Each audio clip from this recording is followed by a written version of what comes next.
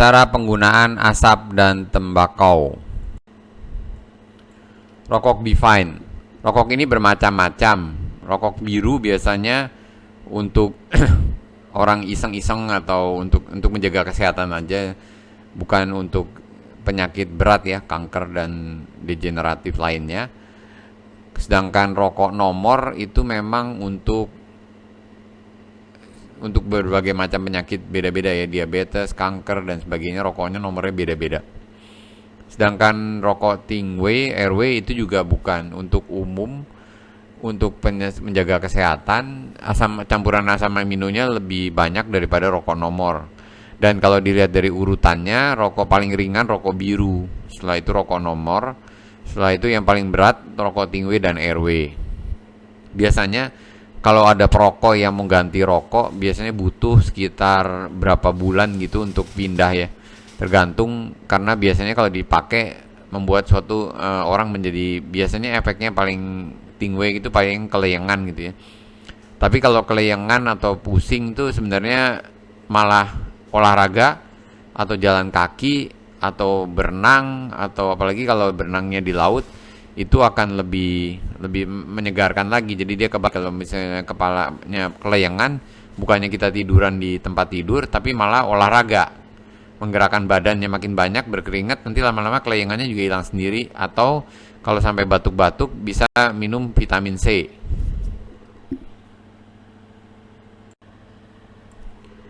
Nah, bahan tembakonya ini ada juga yang dibentuknya dalam bentuk dupa. Ini untuk memudahkan aja kalau pada saat menghirup kalau pakai, sebenarnya kan rokok itu hanya kemasannya aja, dupa juga kemasannya. Yang penting asapnya itu gimana megangnya ke badan kita supaya gampang gitu ya. Bentuknya dibuatlah seperti dupa. Dupa karena dibakarnya juga gampang, jadi dia disedot ke hidungnya lebih gampang gitu. Kalau misalnya memang ada anak-anak yang kena gitu kan, biasanya kalau anak nggak merokok, kesannya kurang enak kalau ngajarin anak kecil ngerokok gitu ya. Jadi dipakailah dupa. Jadi pernah juga dicoba di waktu COVID itu, anak yang umur berapa tahun ya nggak dikasih rokok ya, pakai dupa gini, diasepin hidungnya atau apa gitu. Jadi ini hanya suatu praktisnya aja lah pokoknya. Tapi jumlah asapnya dibandingkan rokok ya bisa imbang ya antara dupa dan rokok. Nah, ini yang jumlahnya besar, yaitu tembakau bakar ya. Tembakau bakar ini ngebakarnya juga dibuat piramid-piramid kayak gitu. Bisa juga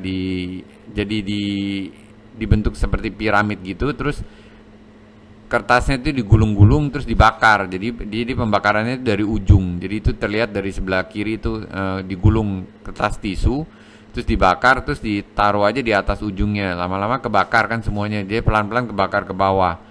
Nah, ini jadi cara pembakarannya efektif gitu ya, akan cukup lama gitu.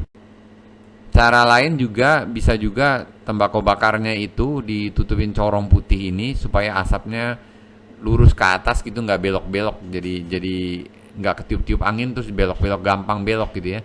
Kalau daerahnya berangin atau ruangannya berangin kena AC atau apa gitu, jadinya kemana-mana antar anginnya.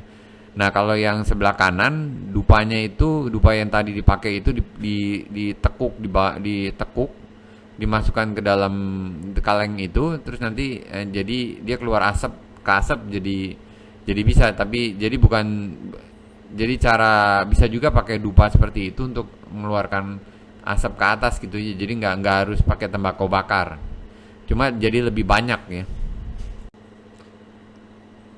Sebenarnya tembakau bakar nih volume asapnya lebih besar dari rokok, jauh lebih besar, dan efeknya pun ada berapa anggota yang sakit berat, dia nggak tahan dengan asapnya itu, bisa 4 jam muntah terus gitu. Nah, itu selalu kalau pertanyaannya gimana sih ngatasi muntah itu, biasanya malah kalau itu tidurnya di atas meja tembaga salah satu.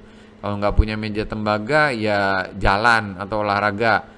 Malah kebalik sih sebenarnya, atau ya berendam di air laut, atau bikin sendiri, beli kimianya yang susunan kimianya seperti air laut, dicampur air terus berendam gitu.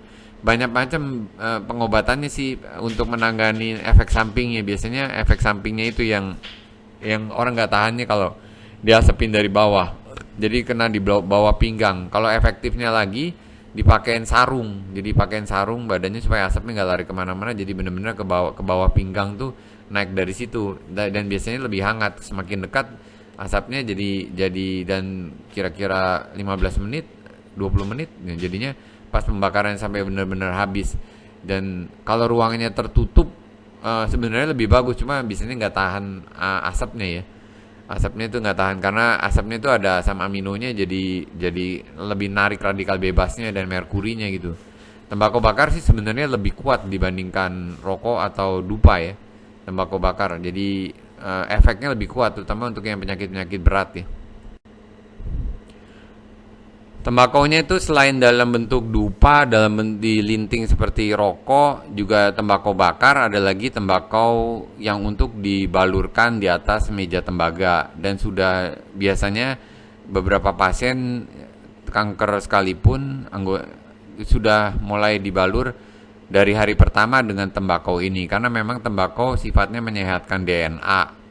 Menyehatkan DNA, jadi dia akan, karena tembakaunya ini sudah dicampur jadi sudah bukan tembakau murni, jadinya sudah ukurannya juga ukuran nano, yang memang semuanya pengobatan ini semuanya berukuran nano, jadi ukurannya kecil-kecil sehingga bisa masuk ke dalam tubuh dan juga lebih merata seperti yang ada penjelasannya di video yang di YouTube yang lainnya ya.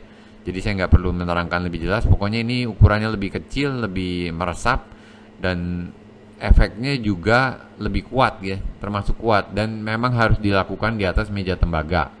Dan tidak diperkenankan pasien membawa ke rumah, dibalur di rumah itu tanpa meja tembaga, nggak diperkenankan.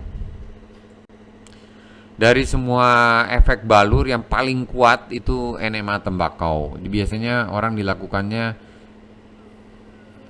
kalau sudah 3 bulan atau 6 bulan itu baru bisa ya. Kalau langsung pertama terlalu banyak beresiko, karena kadang-kadang ada juga yang begitu di enema tembakau dia badannya nggak bisa gerak gitu, di atas meja tembaganya nggak bisa gerak, terus jadinya agak sampai badannya lemes gitu, sampai nggak merasa tulang-tulangnya lepas atau apa gitu, jadinya dia benar-benar nggak bisa gerak. Jadinya banyak yang anggota yang nggak berani kalau pakai enema tembakau. Makanya dianjurkan pakai balur tembakau dulu sampai sudah biasa, misalnya 6 bulan baru dilakukan enema tembakau, karena biasanya badannya lebih segar dan narik merkuri dan radikal bebasnya lebih kuat ya.